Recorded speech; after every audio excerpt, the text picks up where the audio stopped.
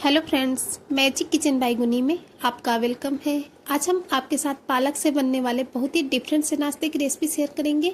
इसे बनाना भी बेहद ही आसान होता है, लेकिन जो इसका टेस्ट होता है यकीन मानिए इतना लाजवाब होता है कि अगर आपने इसे एक बार बना लिया तो आपके घर में ये सभी को बहुत ही पसंद आने वाला है।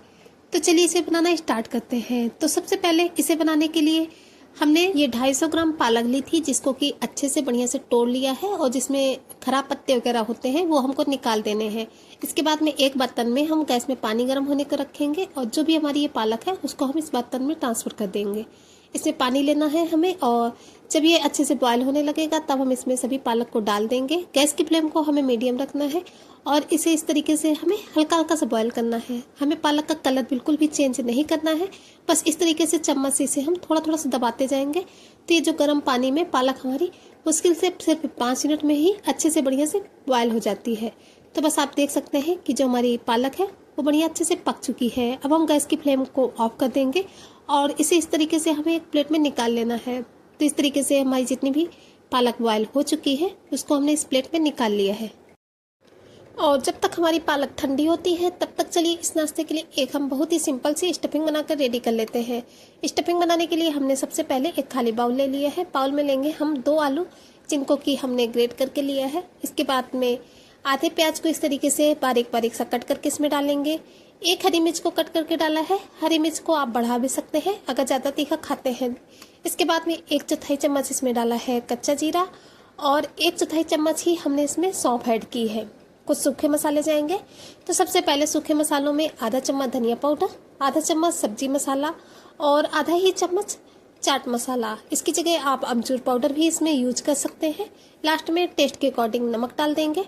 इसके बाद में डालेंगे काफ़ी सारा हरा धनिया पत्ती, जिससे कि नाश्ते का लुक्स और टेस्ट दोनों ही बहुत ही ज़्यादा बढ़ जाते हैं। अब इन सभी चीज़ों को बढ़िया अच्छे से हमें मिक्स कर लेना है ताकि जितने भी मसाले वगैरह हैं वो अच्छे से आलू के साथ मिक्स हो जाए। तो इस तरीके से आप देख सकते हैं कि हमने सभी मसालों को अच्छे से आलू के साथ मिक्स कर लिए है। आप इसमें कोई और सब्जियां यूज करना चाहते हैं तो यूज कर सकते हैं, लेकिन आज की जो स्टफिंग है हमने बहुत ही सिंपल तरीके से बनाकर रेडी की है। तो फाइनली आप देख सकते हैं कि सभी चीज़ों को बढ़िया अच्छे से हमने मिक्स कर लिया है।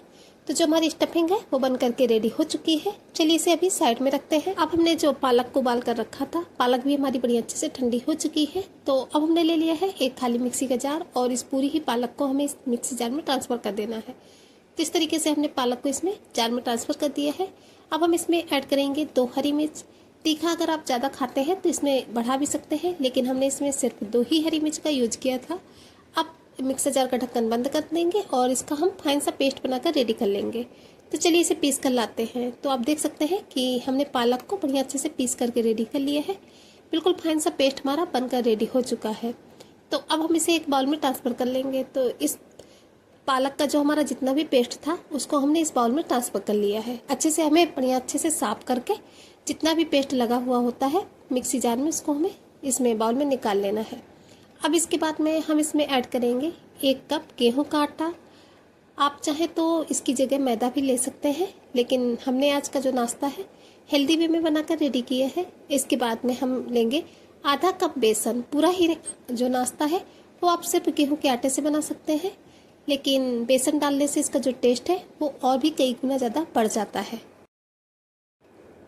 इसके बाद में थोड़ी सी अजवाइन को इस तरीके से क्रश करके डालेंगे। क्रश करके डालने से अजवाइन का जो फ्लेवर होता है वो और भी ज़्यादा बढ़ जाता है। इसके बाद में डालेंगे कुटी हुई लाल मिर्च। आप इसकी जगह चिली फ्लेक्स भी ले सकते हैं।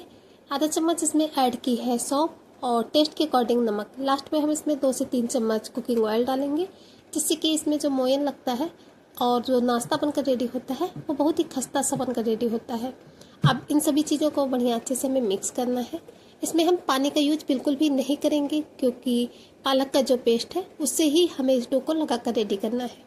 तो इस तरीके से हम इसे अच्छे से मिक्स करेंगे। थोड़ी ही देर में ये बढ़िया अच्छे से डो के फॉर्म में आ जाएगा। तो इस तरीके से आप देख सकते हैं कि इसको हमने बिल्कुल एक डो की फॉर्म में बना करके रेडी कर लिया है। चलिए इसे थोड़ी देर के लिए ढककर रेस्ट के लिए छोड़ देते हैं, लगभग 10 मिनट के करीब, ताकि और भी बढ़िया अच्छे से सेट हो जाए। तो चलिए इसे सेट करने के लिए छोड़ देते हैं। 10 मिनट के बाद में हम इसे चेक करेंगे। तो फ्रेंड्स 10 मिनट के करीब हो चुके हैं और जो हमारा डो है वो भी बढ़िया अच्छे से सेट हो चुका है। तो चलिए अब हम इसे और भी अच्छे से मसल लेते हैं। इसके बाद में अब हम इसे रखेंगे एक चकले में। चकले में रखने के बाद में इसे हमने सॉफ्ट करने के बाद में इस तरीके से लंबा लंबा रोल कर लिया है। थोड़ा सा सूखा आटा लगाएंगे। इसके बाद में हमें इसकी लोइयाँ कट करनी है। तो इस तरीके से हम इसकी थोड़ी थोड़ी बड़ी साइज़ की लोइयाँ कट करेंगे।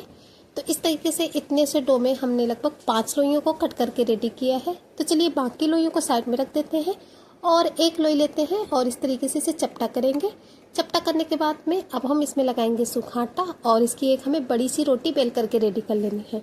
तो जो हमें इसकी रोटी बेलनी है वो ज़्यादा पतली नहीं बेलनी है, थोड़ी सी मीडियम थिकनेस की ही हम इसकी रोटी बेल करके रेडी करेंगे।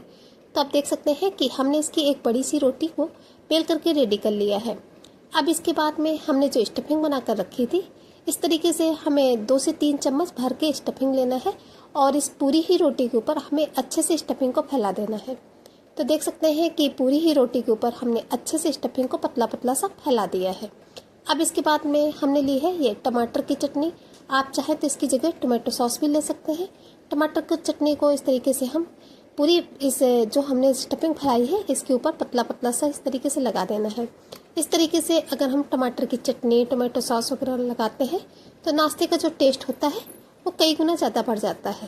तो आप देख सकते हैं कि हमने पूरी ही स्टफिंग के ऊपर चटनी को लगा दिया है। अब इसके बाद में हमें इसे रोल करना है। तो इसके एक साइड से इस तरीके से हमें रोल करते जाना है। तो ईजिली हो जाता है, बिल्कुल भी परेशानी नहीं होती है। तो लीजिए हमारा ये रोल बनकर रेडी हो चुका है। अब इसके कॉर्नर को इस तरीके से हम जो दोनों ही किनारे हैं उसको कट करके अलग कर देंगे। इसके बाद में हमें इसके इस तरीके से 1 से 1.5 इंच के गैप में कट लगाने हैं। तो इस तरीके से हमने इसे कट करके रेडी कर लिया है। इसके बाद में एक पीस लेंगे और इस तरीके से इसे उंगली की सहायता से थोड़ा सा चपटा करेंगे। तो नाश्ते का हमारा जो एक पीस है बनकर रेडी है। इसी तरीके से आप दूसरे पीस को भी देख सकते हैं कि हमने बनाकर रेडी कर लिया है। थोड़ा सा पतला कर देंगे तो जब सेकेंगे इसे तो बहुत ही क्रिस्पी सा बनकर रेडी होगा। तो चलिए इन्हें हम सभी को बनाकर रेडी कर लेते हैं। इसके बाद में हम आपको एक दूसरा पीस भी कुछ अलग तरीके से बनाकर दिखाते हैं।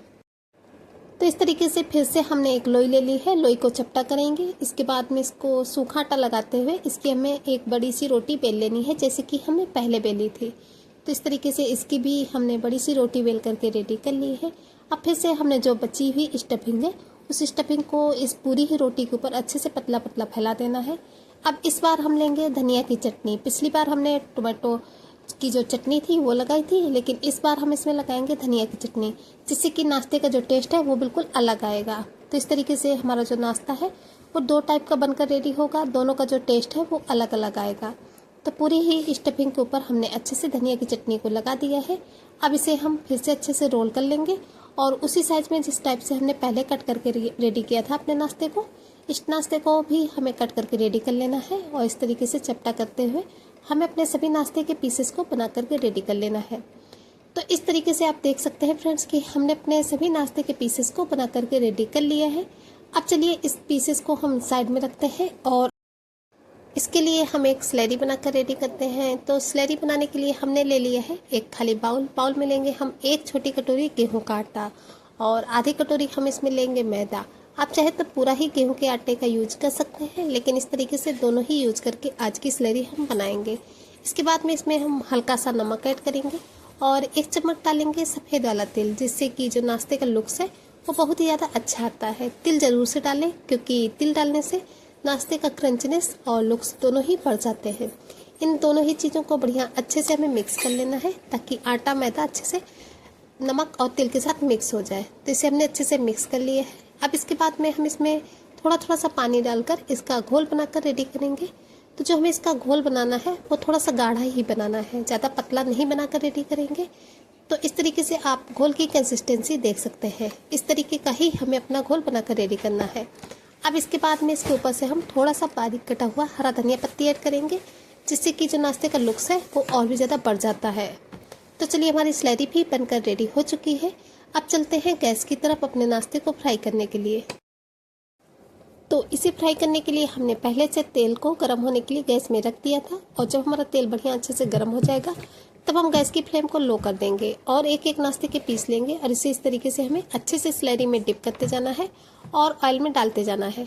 हम जिस हिसाब से ऑयल लेंगे उस हिसाब से आप इसमें नाश्ते के पीसेस को फ्राई कर सकते हैं। अगर आप कम ऑयल लेते हैं तो आप एक साथ कम पीसेस को फ्राई करें और ज़्यादा ऑयल लेते हैं तो एक साथ सभी पीसेस को भी फ्राई करके रेडी कर सकते हैं। तो इस तरीके से आप देख सकते हैं कि हमने अपने सभी नाश्ते के पीसेस को एक एक करके बढ़िया अच्छे से स्लरी में डिप करते हुए इस ऑयल में डाल दिया है। बाकी के जो हमारे बचे हुए नाश्ते के पीस हैं उनको हम दोबारा से फ्राई करेंगे। तो इसको हमें डालते ही तुरंत नहीं पलटना है, इन्हें हमें एक तरफ से बढ़िया अच्छे से पकने देना है। चम्मच से इस तरीके से थोड़ा थोड़ा सा ऑयल लेंगे और इनके ऊपर करते जाएंगे ताकि जो कुकिंग प्रोसेस है वो ऊपर से भी स्टार्ट हो जाए। और हाँ फ्रेंड्स, आप हमारे नाश्ते की वीडियोज कहाँ से देख रहे हैं प्लीज़ कमेंट बॉक्स में बताना बिल्कुल भी नहीं भूलिएगा, क्योंकि आप लोगों के एक कमेंट्स। तो चलिए अब एक एक करके इन्हें पलट देते हैं ताकि ये दूसरी तरफ से भी बढ़िया अच्छे से सिक जाए। और हाँ, हमें गैस की फ्लेम को लो टू मीडियम ही रखना है, हाई फ्लेम पे इसे बिल्कुल भी फ्राई नहीं करेंगे, क्योंकि ये जब लो फ्लेम पे फ्राई होते हैं तो जो इनका टेस्ट आता है वो बहुत ही अच्छा सा आता है और ये अंदर से बढ़िया अच्छे से क्रंची हो जाते हैं। तो एक बार इस तरीके से आप इस नाश्ते को ज़रूर ट्राई कीजिएगा। यकीन मानिए आपके बच्चे जो पालक वगैरह नहीं खाते हैं इस नाश्ते को कभी भी मना नहीं करेंगे, क्योंकि इस नाश्ते का जो टेस्ट होता है वो यकीन मानिए बहुत ही लाजवाब होता है, बच्चों को बहुत ही ज़्यादा पसंद आने वाला है। तो इस तरीके से इन्हें उलट पुलट करते हुए हमें अपने नाश्ते में अच्छा सा गोल्डन ब्राउन कलर आने तक फ्राई कर लेना है। आप देख भी सकते हैं कि जो इसका कलर आया है वो कितना अच्छा आया है। तो चलिए एक एक करके सभी नाश्ते के पीसेस को एक प्लेट पे निकाल लेते हैं और फाइनली अब हम आपको अपने नाश्ते को सर्व करके दिखाते हैं। और बाकी के जो बचे हुए पीस थे उनको भी इसी तरीके से फ्राई कर लेंगे। तो लीजिए फ्रेंड्स, रेडी है पालक आलू से बनने वाला बहुत ही क्रंची सा नाश्ता, जिसे कि आप फटाफट से बनाकर रेडी कर सकते हैं और इसे बना करके अपने बच्चों को या फिर आपके घर में आने वाले मेहमानों को दे सकते हैं। यकीन मानिए मेहमानों को भी बहुत ही ज़्यादा पसंद आने वाला है। तो फ्रेंड्स, अगर आपको वीडियो पसंद आई हो तो प्लीज़ वीडियो को ज़्यादा से ज़्यादा शेयर कीजिएगा और वीडियो को एक छोटा सा लाइक करना बिल्कुल भी नहीं भूलिएगा, क्योंकि आप लोगों के एक लाइक से बहुत ही ज़्यादा सपोर्ट मिलता है इसी तरीके से नई नई रेसिपी की वीडियो लाने के लिए। तो फ्रेंड्स, अगर अभी तक आप लोग चैनल पर नए हैं तो चैनल को सब्सक्राइब करना बिल्कुल भी नहीं भूलिएगा, इसी तरीके की डिफरेंट रेसिपी के लिए जो कि आप लोगों के लिए हेल्पफुल हो सकती है। तो फिर फ्रेंड्स चलिए चलते हैं, मिलेंगे किसी नई वीडियो में इसी तरीके की किसी नई रेसिपी के साथ। तब तक के लिए bye bye, thanks for watching my video.